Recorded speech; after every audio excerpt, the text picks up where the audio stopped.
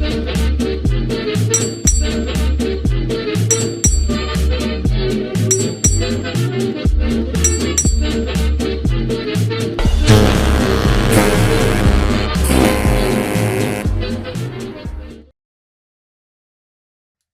everybody and welcome to the Drydock episode 344.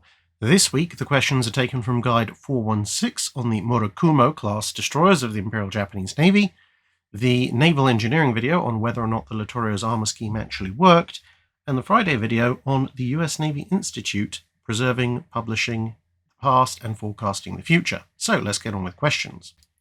BK Zhong asks, what's your personal favourite naming scheme for each major navy in the period that the channel covers?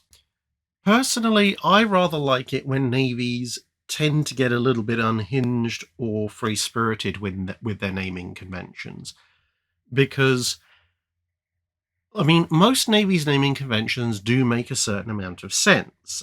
There's an awful lot of ships that are named after either famous people, usually people in the Navy, or sometimes on land if you happen to be the Germans, and naming things after towns, cities, and provinces, or states, or counties, or whatever your division happens to be within your country is also a very common thing to do across, basically almost every navy.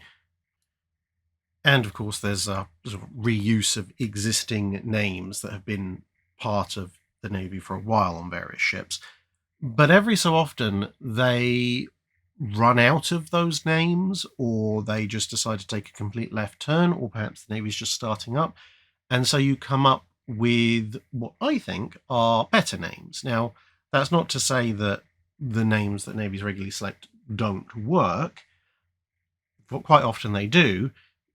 And they often have a lot of meaning for those navies and for those nations, but ultimately, a lot of those names have a lot of meaning for that navy and that nation almost exclusively, which is great for them, but it doesn't do quite as good a job at the whole intimidating your opponent's side of things.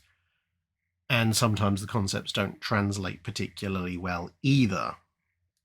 Whereas, at least in my view, the most effective ship names are ones that not only sound cool to you, but will at least make your enemy think twice about whether or not they're going to walk away from this particular engagement.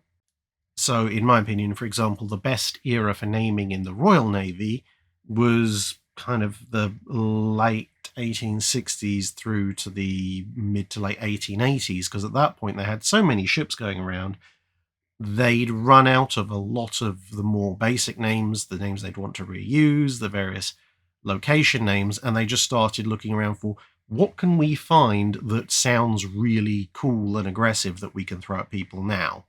And so you start to see names that either hadn't been used for a long time or had perhaps only been used on really small ships brought up to full capital ship level. So that's when you get things like Devastation and Thunderer and Powerful and Terrible, for example, things that, pretty much translate across all languages.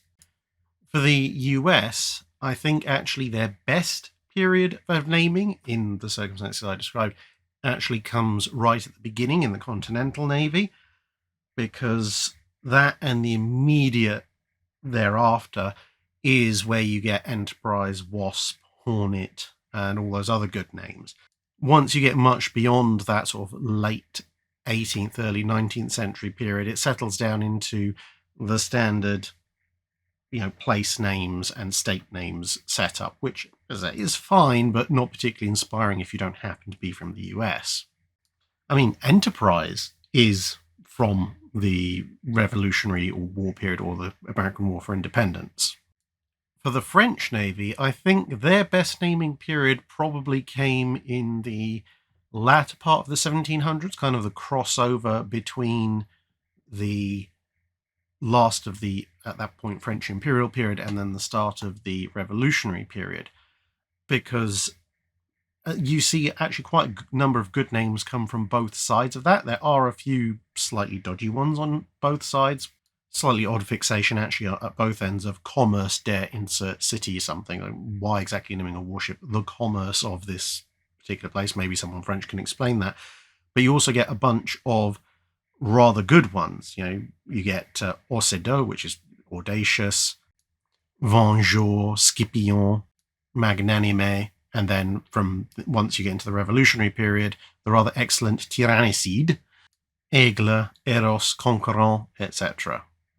I think the one of the major navies of the time the channel covers that's the hardest to pin down is probably the Spanish, because of their habit of having, if you like, a secular and a religious name for each ship.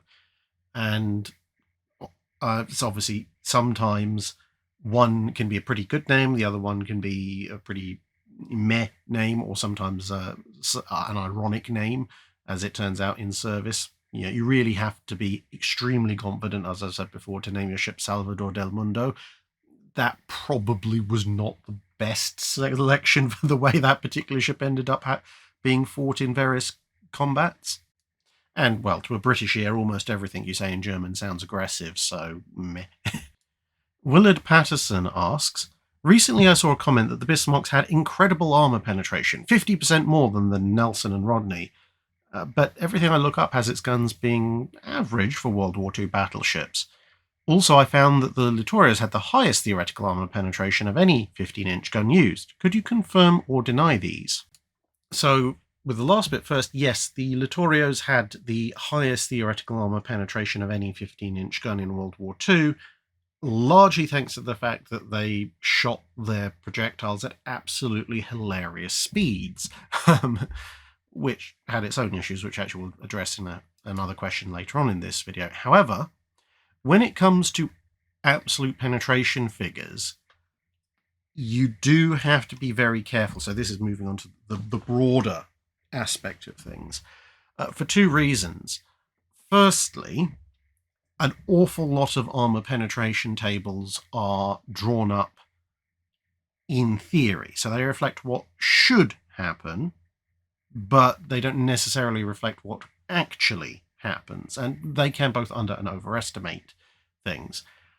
And related to that is the fact that different calculations used by different navies do sometimes produce startlingly different results.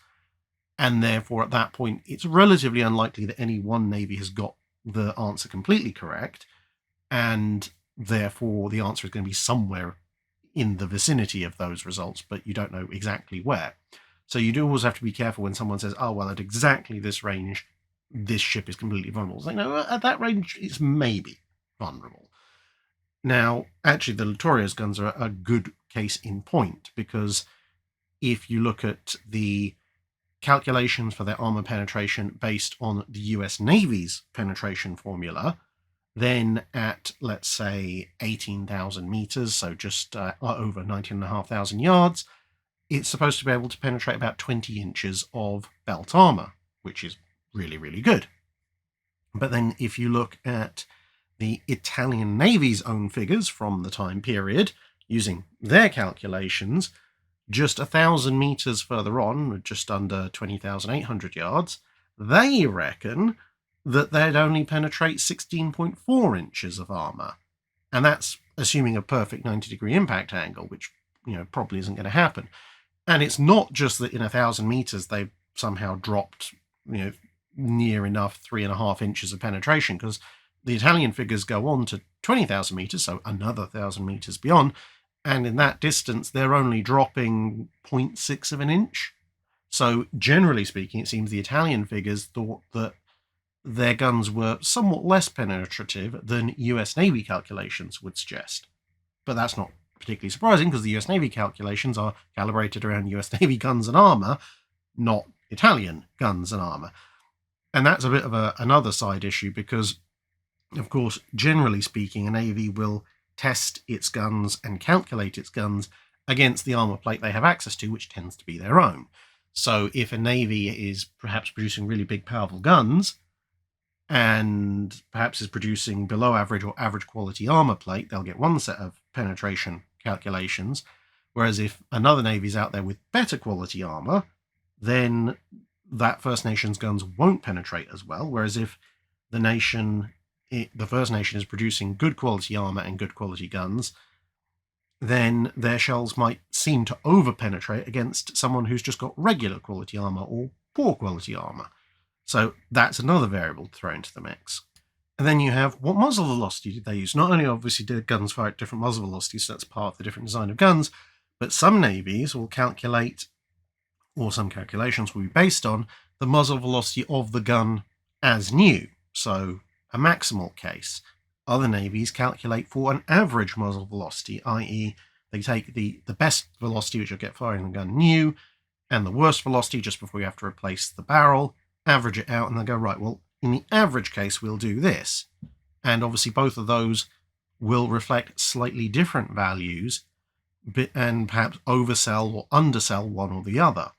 And you see the same thing, with Bismarck's guns, since you asked about them. So, for example, German figures think that at 20,000 meters, because they're using metric, just under 22,000 yards, they'll penetrate about 14 1/3 inches of belt armor. Whereas if you use the US Navy formula, which is a fairly commonly held one, then you'll see at 22,000 meters, so 2 kilometers further, and therefore where the armor penetration should be less, is about 24,000 yards, it reckons the German guns will penetrate 15 1/2 inches of belt armor. So what you will tend to find is people, if they have a pre-existing agenda, rather than actually wanting to look at the evidence, will cherry pick things. So if you were a wereaboo, a Bismarck fanboy über alles, then you would pick the US Navy formula calculated values and say something like, at 18,000 meters, they can penetrate 16 1/2 inches of armor. It's about 19,500 yards. Whereas the 16-inch guns on Nelson and Rodney can only penetrate just over 12 inches of armor at 20,000 yards, which is only about 500 yards further on. Therefore, the German gun is clearly superior, and quite neglecting the fact that that is for a averaged muzzle velocity and doesn't use British figures. It does also use the US Navy's formula, but it uses an average muzzle velocity for the lower velocity rifling. Whereas if you wanted to flip it on your head and you wanted to make Bismarck look really pathetic, then you would take the German figures, ironically enough, and go, well, at 20,000 meters, just under 22,000 yards, the Germans themselves say it can only penetrate 14.3 inches of belt armor, whereas if we use, again, the US Navy formula calculation, but we use the maximum velocity of a Mark II rifled British 16-inch gun, then we discover that at about the same distance, its effective penetration is 17.5 inches, which makes the British gun significantly better than the German one.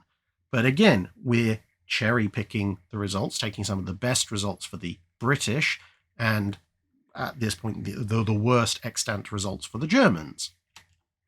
So I think if you want to do comparisons, what you have to do is take a consistent approach. So either, which will be slightly less consistent, but at least it's an honest comparison, would be to take each navy's testing on the basis that each navy knows best what its guns can do, if you have those documents, or to take a set of calculated values that are universally calculated for all the guns that you're comparing. So, for example, the NavWeps site has a whole section of armor penetration tables calculated by Robert Lundgren and somebody else whose name I can't remember at the moment.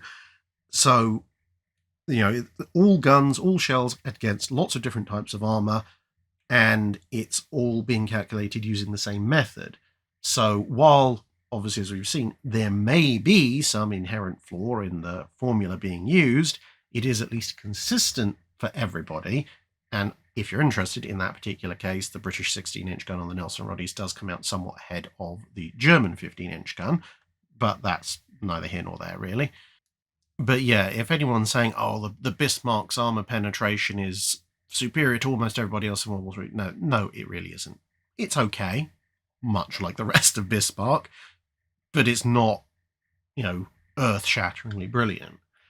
Incidentally, if you happen to be a subscriber to Warship International, a little while ago, I think about a year or so ago now, Bill Durans and some other collaborators working with him also did a whole new series of armor penetration calculations, again using a consistent set of formulas.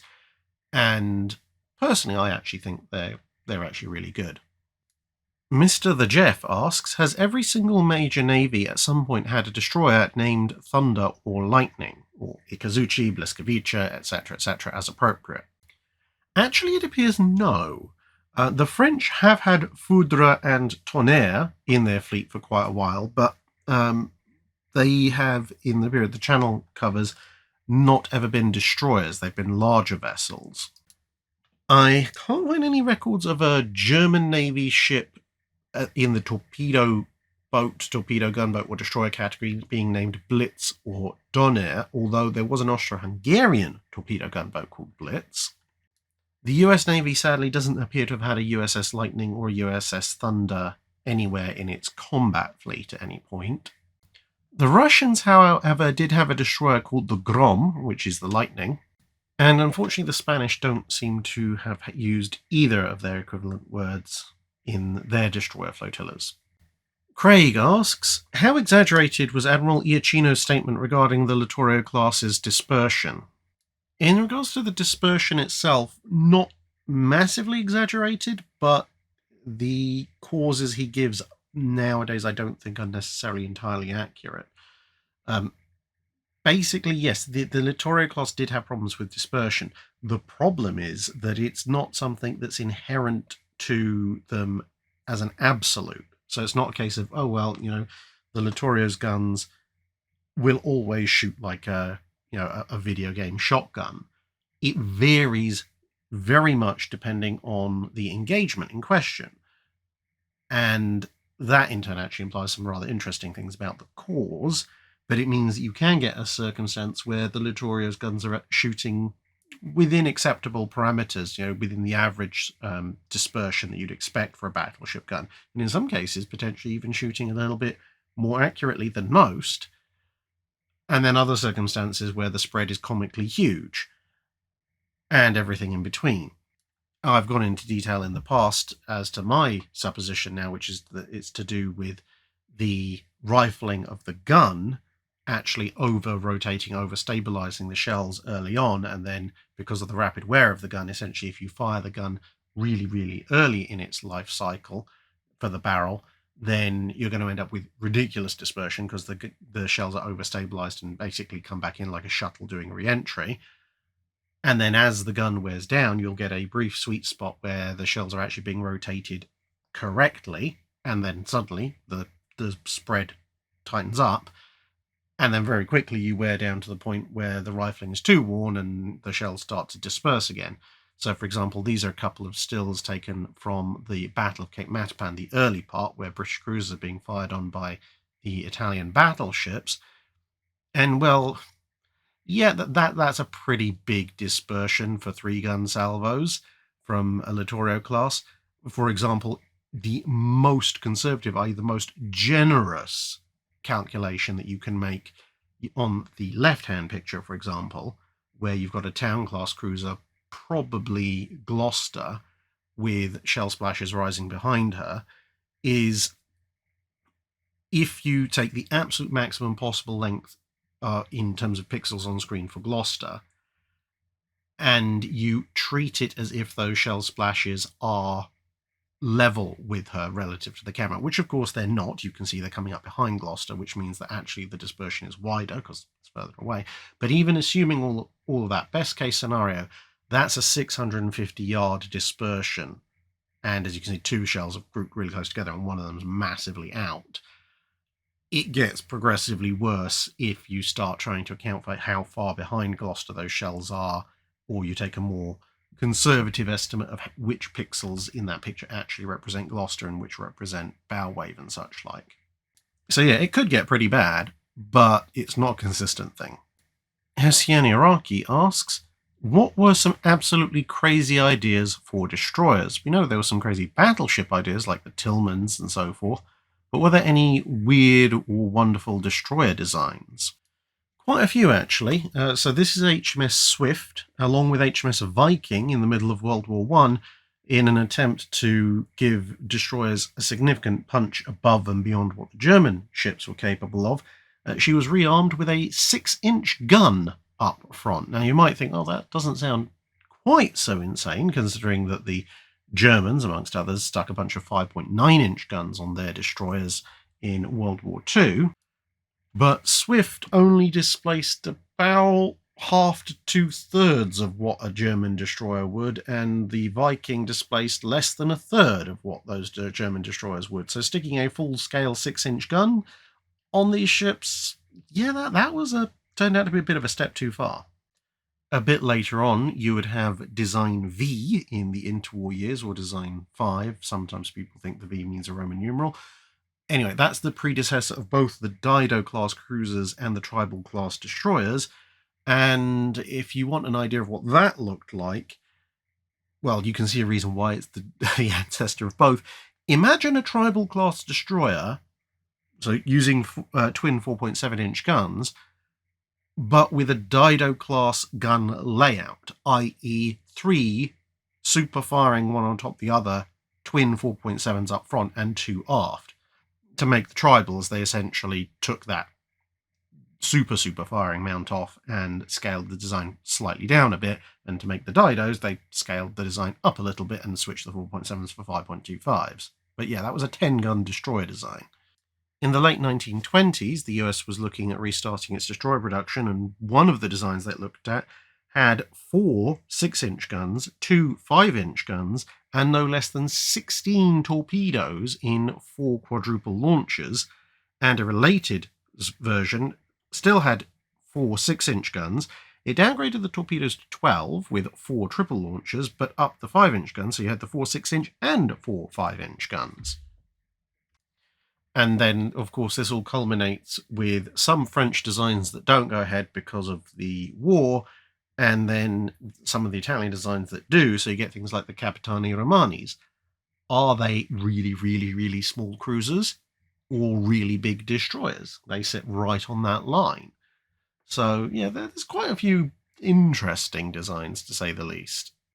With regards to the Littorios armour belt, Justy X asks, couldn't the ammunition be redesigned to secure the cap more effectively, perhaps a central rod to pin the whole thing together? This would mean the Littorio's armour scheme would result in an expensive ship designed to decapping assumptions that no longer actually apply, and changes to ammunition manufacture are much easier and cheaper. Unfortunately, when it comes to decapping, you have yourself in a bit of a catch-22 when it comes to World War II era AP shells, and World War I era ones for that matter as well, because they had AP caps too. And that's simply the fact that the cap and the body of the shell are designed to do 2 very different things. The cap is essentially a self-sacrificing, self-destructing, extremely hard object that's designed to smash up the worst of the enemy armor to allow the shell to pass through intact and do its job of exploding a little bit later on. The more you join them together, the more the extreme forces that are experienced by the cap upon initial impact with the armor are transferred to the shell, and thus the much higher the chance of the shell itself under those forces breaking up or beginning to break up before it can meaningfully do anything to the enemy ship. The whole point of having them either soldered or essentially friction locked, clipped on, is that a sufficient amount of force will break whatever joint there is between them, thus minimizing the transfer of force, while the overall shape of the cap, as you can see here, kind of keeps the shell in alignment and going in the right direction. And of course, as the cap breaks up, if it's not joined, it means that the shell can then pass through the breaking up parts of the cap and hopefully armor plate without too much issue. In theory, yes, if you put some kind of rod and pin assembly to hold the cap on more securely, that would perhaps stop it decapping in quite the same way, but you'd face 2 problems. One, how much is that now going to transfer force into the shell, and therefore, as I said, potentially break it up? And secondly, how strong and therefore how large are you making this pin assembly? Because if it's a relatively thin pin, like 1/4 half-inch or something, well, when you're talking about the shear across it, the soldering and the clips, etc., probably have actually more adhesion force than the pin would, and it would just shear anyway. Or worst case scenario, as it gets pulled to one side or the other, not only would it shear, but before it fails completely, it'd also start ripping open the tip of the shell. Make it larger to resist that, and you're introducing a larger and larger cavity into the front of the shell, which is in of itself a structural weakness, again with potential shock transfer issues. So yes, in theory you could redesign a shell to do that, but I think it would probably actually make the shell overall slightly worse against the more regular kind of armor. Wayne's World of Sci-Fi Tech asks, how would you have designed the Littorios armor scheme to improve it? Well, if we're looking purely at the belt armor scheme as opposed to anything else, because yeah, I wouldn't have used the Pugliese system myself, but that aside, assuming we're looking purely at the belt armor, I would probably have done something similar to what I mentioned in this particular video about the Littorios armor scheme, which is that even using sort of fairly generous estimates for the Italians, i.e. very optimistic ones, the weight of their combined decapping system, not including things like the splinter catching plates behind, which you can see here, 36 and 24 mil, which I probably would keep. Just the weight of the concrete, the decapping plate, and the main armor belt adds up to a mass that's a roughly equivalent to about a 15-inch thick or just over armor plate anyway. And given that they were adopting the inclined armor, as you can see here, that actually means that the plates can be somewhat more regular than ones that are fitted more to the hull form. And so I would have just said, you know what, blow this for a laugh. We're just going to make a 15-inch thick face-hardened plate of armor. It's going to weigh exactly the same. It's going to take up somewhat less mass, and it's going to be massively less complicated. And that way we've got just as good protection, assuming the decapping plate works. And if it doesn't, which obviously that's the whole thing the video looks at, well, a solid 15-inch plate will still work. And given the various protection levels of various capital ships, that would actually make the Littorio class the second best protected in terms of belt armor capital ships on the planet, because they would have an equal belt thickness to the thickest parts of the King George V class's belt armor, except that where the King George V class has theoretically a vertical armor plate, but it does have an inclination as it follows the curve of the hull fore and aft, the Littorios would be permanently inclined to a certain degree, possibly more so as the hull curves as well, but you would have a definite inclination the whole way through at that 15-inch thickness, which would then mean that only Yamato actually has a thicker and more effective plate than you do. And as well as being less complex to build, it's also actually less complex to repair, because as I said, if you're making it an arbitrary angled plate, now you're not conforming to the hull, you can actually afford, then relating to a question in a Drydock a little bit back, you can afford to maintain a stock of pre-made, pre-sized repair plates, and if the ship does get hit, okay, take that plate off, repair the structural members behind, stick a new plate on, job done. Whereas with the Littorio scheme, if they had ever taken a hit on the belt, then, well, the 11-inch armor would still have been damaged by the incoming shell, so you still would have to replace the entire system, but instead of just repairing the bracing members and sticking a new plate of armor on, you'd have to get a new plate of 11-inch armor, a new facing plate, and put them together and then form your sandwich with your foamed concrete and wait for it all to set. It's just a whole extra load of work for, at best, the same effect, and at worst, less effect. Badger asks, could the Italians have adopted a dual-use secondary armament for the Littorios like the American 5-inch 38s? And if so, what would it have looked like and how would it have worked? Would there be any savings in weight that could have helped elsewhere in armor, fuel, or speed? Well, first we've got to work out what it is we have to play with. So you can see we've got a dozen of these 90mm gun installations, 6 per side, and we also have a dozen 6-inch guns in 4 triple turrets. You can see 2 of them up front. Well, you can see 1 of the 2 up front here, the other 2 are further aft.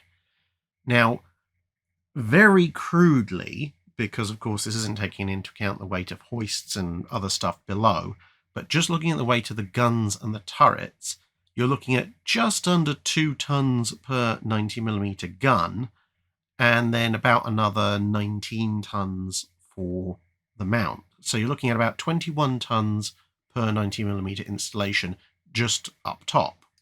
So that's 126 tons for the 90 mils, and then you're looking at around 9 tons per gun for the 6-inch guns, so that's about 27 tons, and then about 133 tons per turret. So that's 160 tons per turret minimum, although it does note that that's not including the shield, so potentially a bit more, but we're going low. So that's 640 tons for the 6-inch guns and their turrets.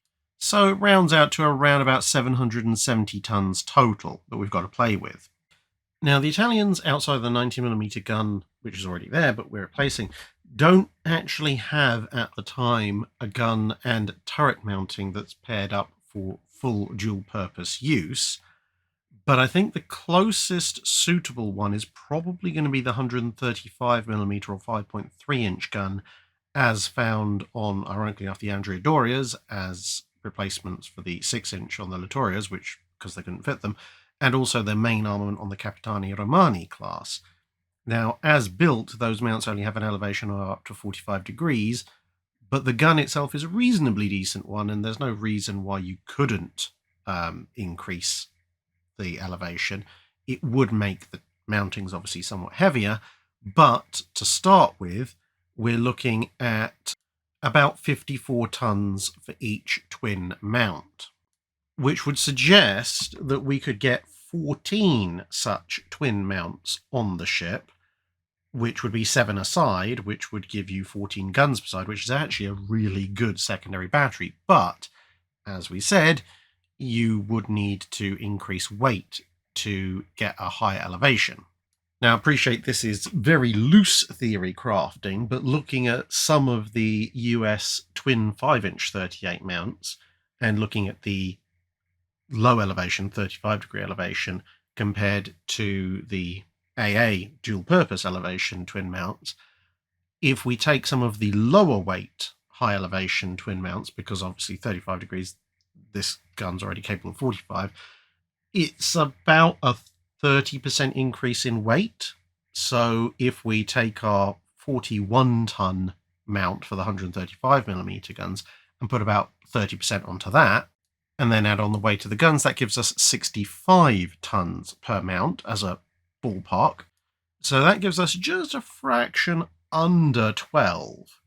But I think we could take that, because if we round it a little bit and say, okay, well, we're going to have 12 mounts, that's 6 per side, each with a twin 135mm gun installation, and we can probably save those few tons from the fact we're not going to have anywhere near as many barbettes.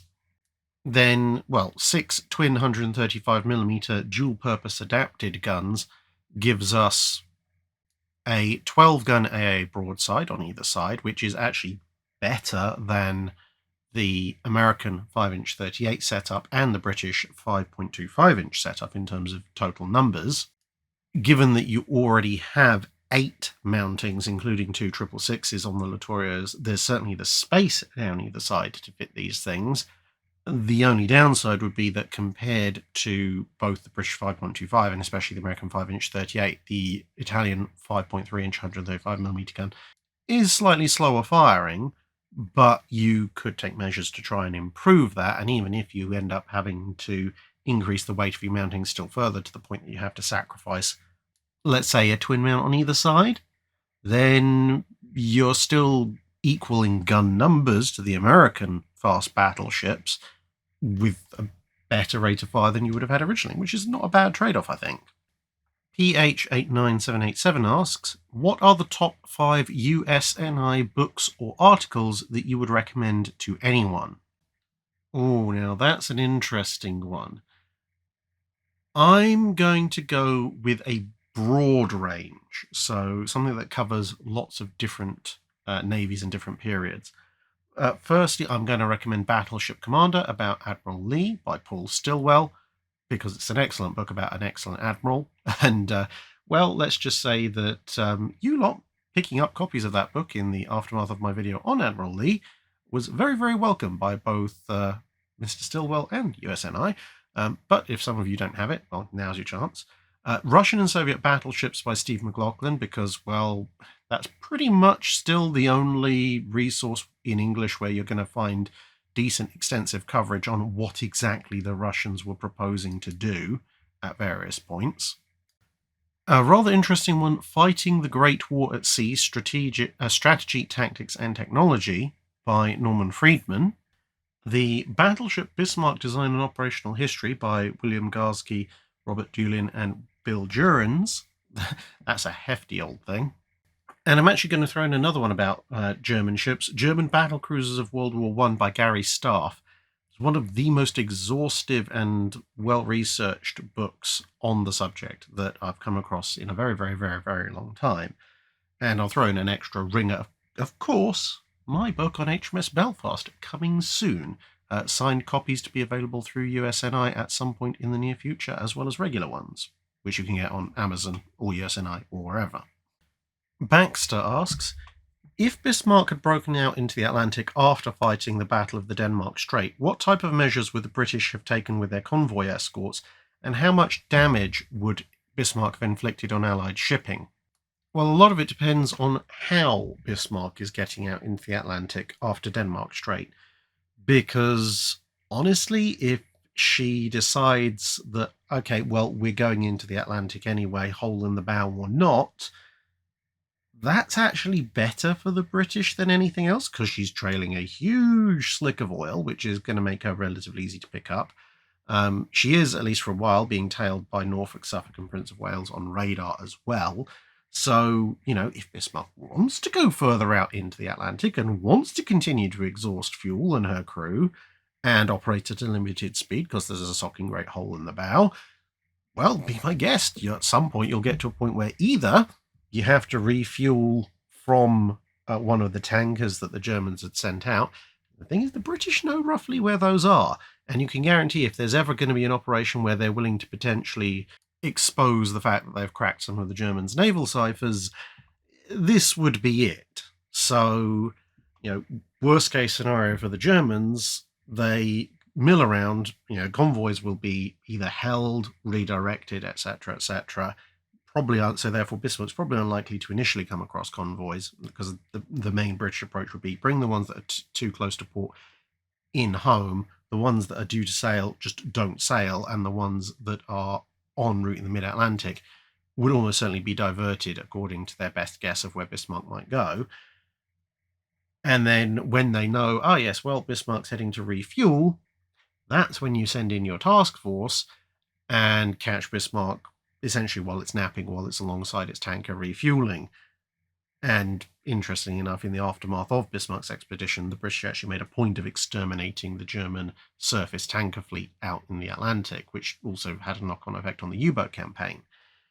You've also got to realise that at this stage, the American neutrality area is quite extensive. So Bismarck would be somewhat handicapped because either it confines its operations to the central and eastern Atlantic, in which case it's easier for the British to hit her, or it goes further into the Western Atlantic and risks setting up a confrontation with the US Navy, which, even if it wins that confrontation, is probably going to put it in an even worse state, which makes it even easier for the British to catch up with her.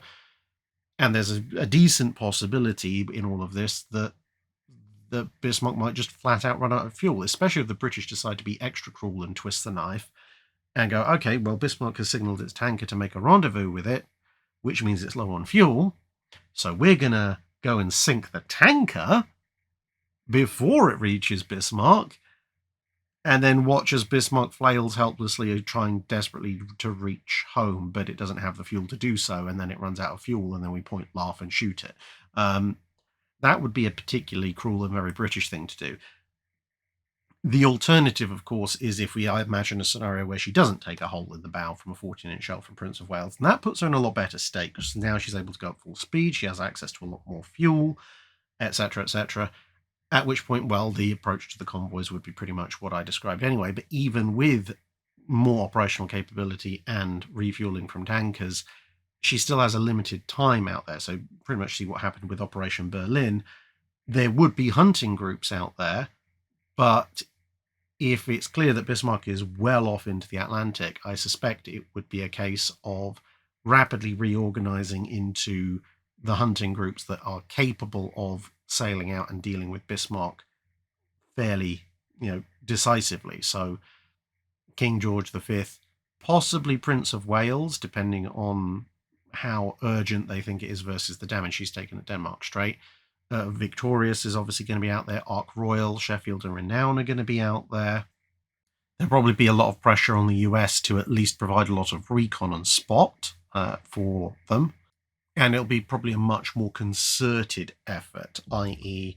perhaps even getting King George V and Victorious to meet up with Renown and Ark Royal and Sheffield, and then using a combination of aerial reconnaissance, US reconnaissance, and British reconnaissance, essentially keep track of, as well as with intel, keep track of where Bismarck is, and then aim to rather more, not languidly, but with a slightly more relaxed effort than the rush to get her before she got home, to essentially box her in, hit her with destroyer attacks and attacks from 2 carriers, and if that doesn't put her down or cripple her badly enough to make her surrender, then you can move in with however many capital ships you can make available, because you'd have your fast capital ships near the carriers, and then you'd potentially be able to bring in other capital ships when it became clear that you had Bismarck boxed into a corner.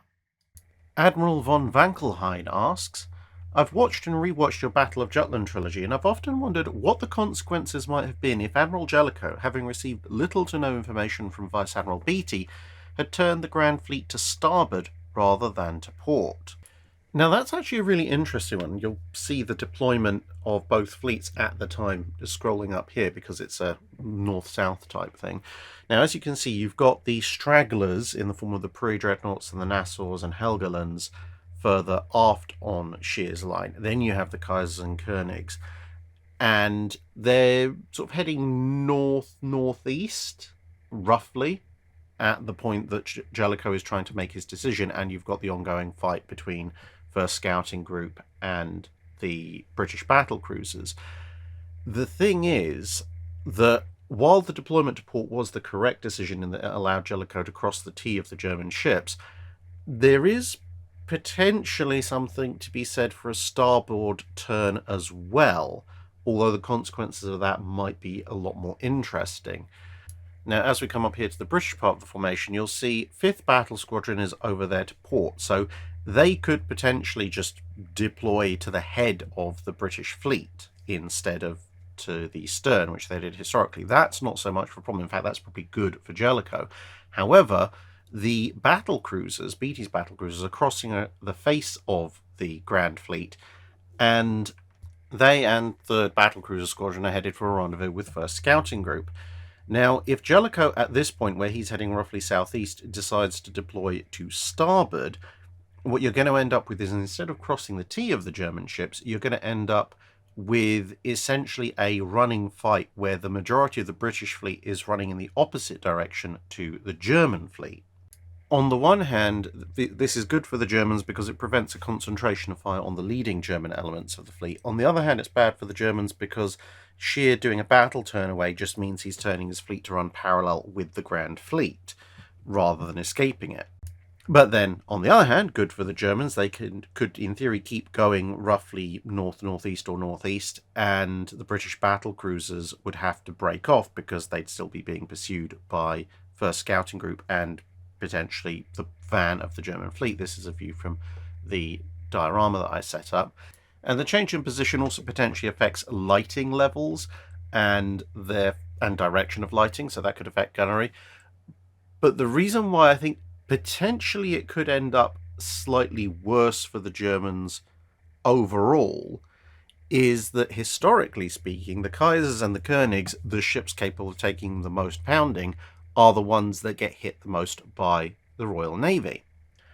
In this scenario, if they deploy to starboard, while you don't have that concentration of fire, you will have probably 5th Battle Squadron and then at this point in this view, the starboard elements of the Grand Fleet running down the German line pretty quickly, and they're very quickly going to run into the Helgolands, the Nassaus, and the pre-dreadnoughts, ships which are much less capable of taking a pounding from 15-inch and 13.5-inch guns, and in some cases their armour is thin enough that the somewhat faulty British fuses might actually still have quite a negative effect.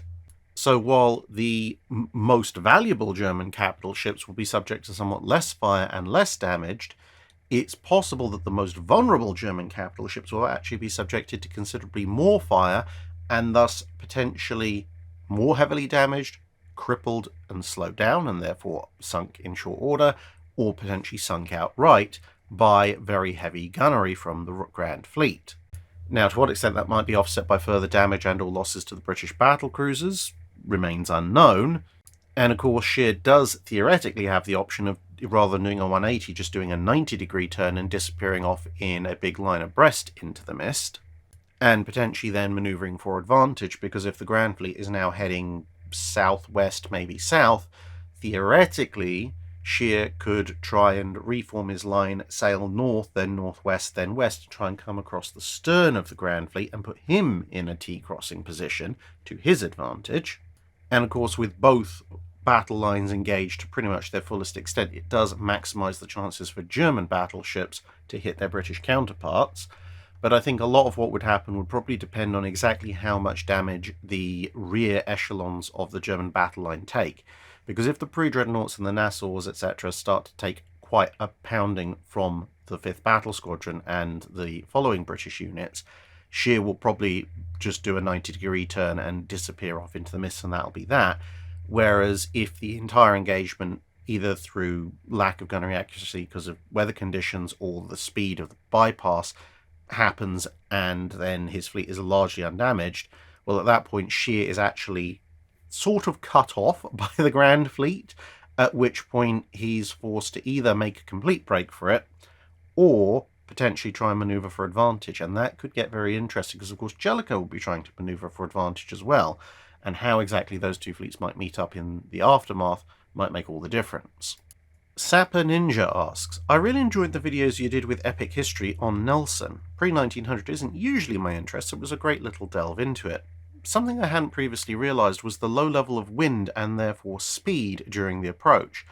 How badly shot up were the vanguards of the British squadrons in general, and Victory and Royal Sovereign in particular?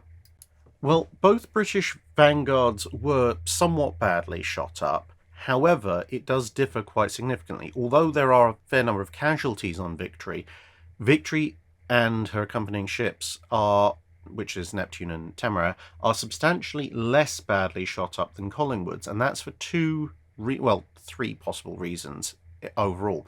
Firstly, Nelson's column is led by three three-deckers. Granted, Victory's the first rate, the other two are technically seconds, but nonetheless, three three-deckers, they're really big, tough ships, and as you can see from, this is the reconstruction I did on HMS Victory herself, they're coming in near perpendicular at an area of the Franco-Spanish line that is, relatively speaking, spread out. And of course, initially they're heading roughly for Bucentaur and Redoutable, which are both third rates.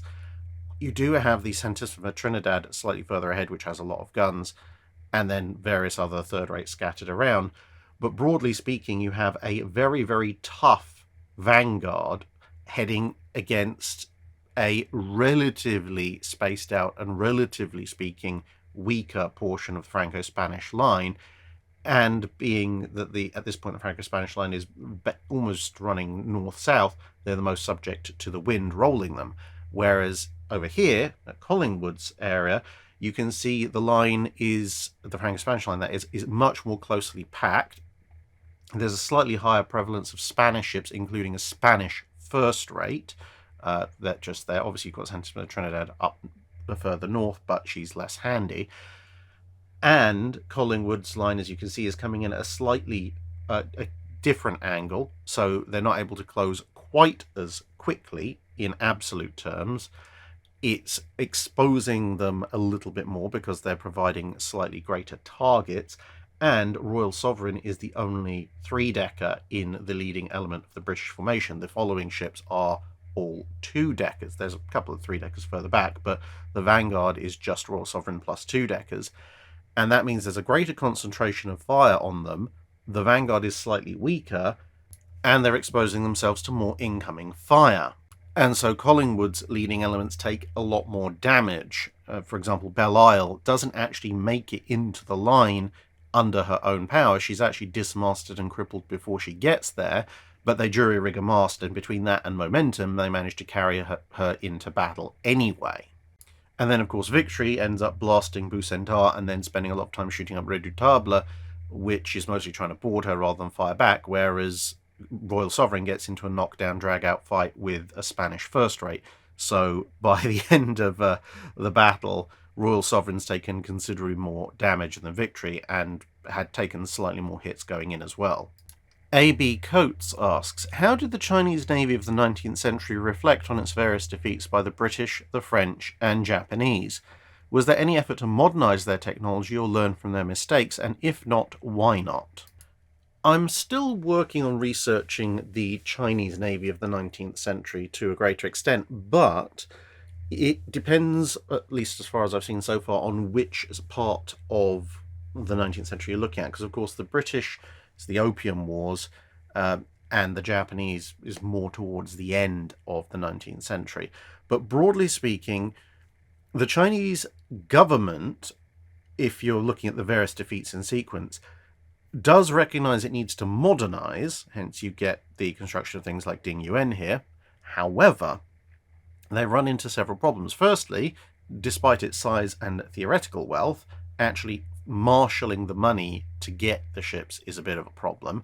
Then you have the fact that China, whilst big and theoretically rich, doesn't actually have the naval infrastructure to build these ships, so they have to order them from elsewhere, hence Ding Yuan comes from Germany. And then it's a case of, well, where do you assign them? Because the various Chinese regional fleets have almost as much petty rivalry and squabbling as at some points the Imperial Japanese Army and Navy do. And theoretically, they're all part of the same Navy.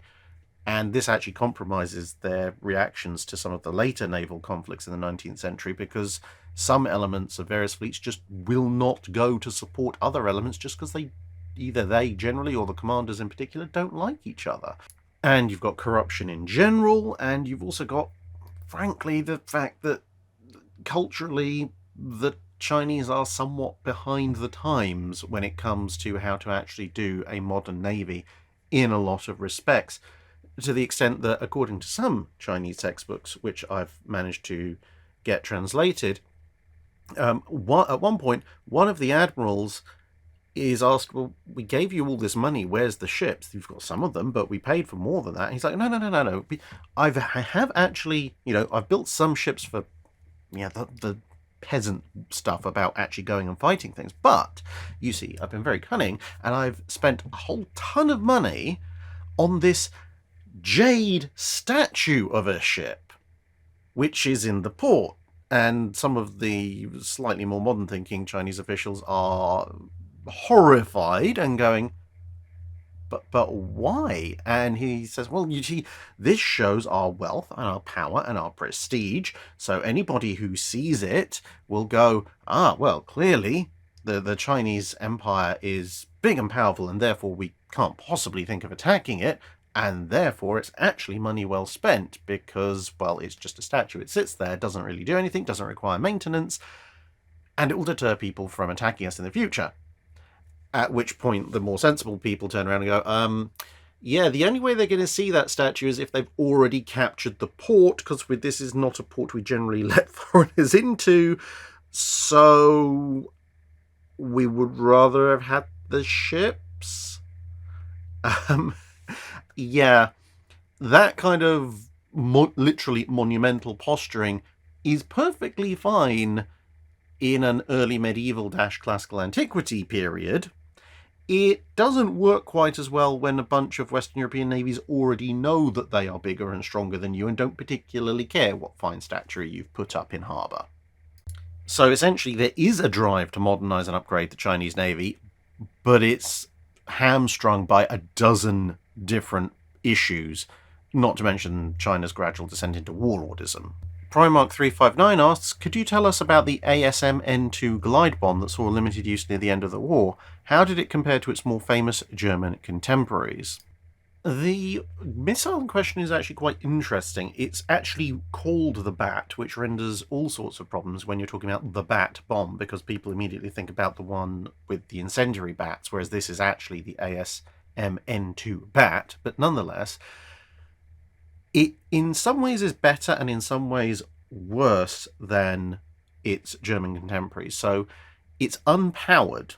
So the HS-293 does have a rocket booster to get it up to a higher speed. So that means that the armor-piercing capabilities of the Bat are not particularly brilliant. It's about only traveling about half the speed of an HS-293. So you don't really want to be using it to try and sink battleships, although you could use it to mess up their upper works, as compared to a Fritz X, which is very definitely an armor-piercing weapon. The flip side is it has a much bigger warhead than the HS-293, so it is going to do more damage when it hits, hence why I say you can use it against superstructures and against pretty much anything that is, relatively speaking, unarmored or less armored, so cruisers, destroyers, merchant ships, that kind of stuff. Its big advantage over both of the German weapons, though, is that it is autonomous. It's guided by that radar unit you can see in the nose. So it's a fire and forget weapon, as opposed to the HS-293 and Fritz X, which both need to be guided, which puts the launching mothership at considerably greater risk. The flip side to that, of course, is that if you can jam the radar, and it turns out it was relatively easily jammable, then it would go off and do somewhat crazy wild things, much the same way that an HS-293 subject to jamming would do. And if you used it too close to land, its radar seeker was a fairly simple one, so it would just lock onto a nice big return and go and blow that up, which at times might be the ship you wanted to attack. At other times it might be port buildings, which not necessarily what you wanted to attack, but still not necessarily a bad thing. And sometimes it might go, oh, mountain, must kill mountain, which was relatively ineffective. But if you were going to launch it against targets out at sea, where such radar returns are not generally present, it was considerably more effective. So not too bad for a first-generation weapon. So I think, compared to the Fritz X and the HS-293, it's certainly a lot safer for the launching aircraft, because they don't have to maintain course and speed to guide the thing in. But, as I said, it's not a capital ship killer the way that the Fritz X is. But unless it's subject to a heavy jamming environment, I would probably say it's actually somewhat better than the HS-293, because although it's slow, it's, relatively speaking, it's still arriving with a 1,000-pound warhead, which you're going to feel, just, is it going to be a fatal feeling, or a ouch, you've scratched my paint and set fire to my superstructure feeling? Glenn Ricafrente asks, could you please tell us about the X4 fast battleship design? Well, you'll be glad to know you're spared my Ultimate Admiral Dreadnought design skills, because it turns out Sully has actually modelled this one, so you can see it here. So, as you might gather, the X4 was what Fisher dubbed a fusion design. It was only ever really present as sketches. It wasn't fully fleshed out because the Admiralty rejected the idea before it could get to that stage. But the general principle was to have roughly the same level of protection as HMS Dreadnought, but to increase the machinery, as you can see with the 3 funnels, to get the ship up to 24 knots. So not quite as fast as a battle cruiser, but that's still 3 knots faster than Dreadnought and 6 knots faster than the average pre-Dreadnought. And firepower was to increase as well. So you still have a 10-gun armament as found in Dreadnought, but it's laid out invincible style. So you have a twin turret fore, twin turret aft, and then 2 en echelon turrets, except these are triples, which would have been a little bit new to the Royal Navy, and they are somewhat better spaced out than you'd find on the Invincible, so more along the lines of Minas Gerais, Rivadavia, even the Indefatigables. So actually has a somewhat meaningful cross-deck firing capability. So although you have 10 guns, you actually have a 10-gun broadside, as opposed to Dreadnought, the Bellerophons, and the St. Vincents, which have 10 guns, but only an 8-gun broadside. So, same armour, better speed, and more firepower, so essentially a kind of early fast battleship type design. The restriction, obviously, being that with the machinery types available at that point, you had to go for this en echelon design if you wanted to get a heavy armament on things as well as all the machinery. Although personally, I would have maybe reduced the aft superstructure just a little bit in order to fit the triples on the centerline and maybe twins on the wings, but that's just me. But it didn't go anywhere, primarily because the Admiralty said, well, we don't actually have triple 12-inch turrets available in the Royal Navy to work with, and indeed triple turrets as a whole were very, very new concepts, not really at that point, at least at the design stage, introduced anywhere else either, although they were in train. And you also had the fact that this would be a bigger and more expensive ship, and ideally they wanted 4 ships to form a battle squadron, and you could, for the same money, only afford 3 of these. Now, of course, as it turned out, thanks to budget cuts, you only ended up getting 3 Bellerophons and 3 St. Vincents, but that same money probably would have bought you fewer of the X4s as well. But it's an interesting what could have been, and shows where Fisher's mind was heading with capital ship design. Andrew Kirshenman asks, was plunging fire actually effective enough to warrant how much work some navies put into it as an offensive strategy? I think in hindsight, probably not. Mostly because to get plunging fire, you end up having to fight at very long range, and fighting at very long range, as I've covered multiple times before, gives the enemy a whole slew of options for escape and evasion, plus just the sheer distance means that your guns are going to be somewhat less accurate anyway. And this seems to be borne out in extremely long range engagements, in that the hits at long range are very, very rare. You do have a whole bunch of near misses, but that's a completely separate matter to my mind, because a near miss, that's not engaging any part of the ship's armor system, let alone the deck in particular. And the total number of shells fired at long range compared to even the number of near misses, let alone hits, compared to the number of shells fired at short to medium ranges and their number of hits, well, it just shows that close to medium range engagements were far more effective, and that is, generally speaking, what most battleships and other capital ship engagements tended to devolve down into. Now, there are some very rare cases where it's arguable that plunging fire worked exactly as advertised. For example, the hit that totaled Scharnhorst's engines while she was escaping from Duke of York probably was a plunging hit through the deck. And of course, the potential catastrophic consequences of plunging fire mean that the protection that was put in place to guard against it was both, practically useful, and also again came in very handy for stopping bombs, because they're essentially both top attack profiles which you want to resist. But I think at some of the more extreme ends, where both the guns, in terms of their velocity and angle and so forth, and the battle strategy was seemingly configured all around almost entirely engaging at 25,000 yards or more, I think at that point, that level of effort wasn't really justified compared to the actual effectiveness that we saw in practice. And finally, Hugh Fisher asks, World War II cruisers, 8-inch long range or 6-inch rate of fire? In the Pacific theatre, the US light cruisers seem to have been the most lethal on either side. Was this not actually true, or not true elsewhere? I think it varies quite considerably across the theatres, and I think it comes down to what range are these engagements actually being fought at. It's somewhat, in some ways, actually related to the previous question, because when you look at, for example, the Mediterranean, which usually has fairly clear weather conditions, in that environment, you can actually make a very definitive case for the 8-inch cruiser, because, as I mentioned before, a lot of scenarios in that environment end up with British light cruisers, so 5.25 and 6-inch armed cruisers, at some point in an escalating engagement running into Italian 8-inch armed cruisers, and they have to retreat because the Italian 8-inch cruisers are just capable of engaging them, A, beyond the objective range of their 6-inch guns, and B, beyond the effective range of their 6-inch guns, because absolute and effective ranges are two slightly different things.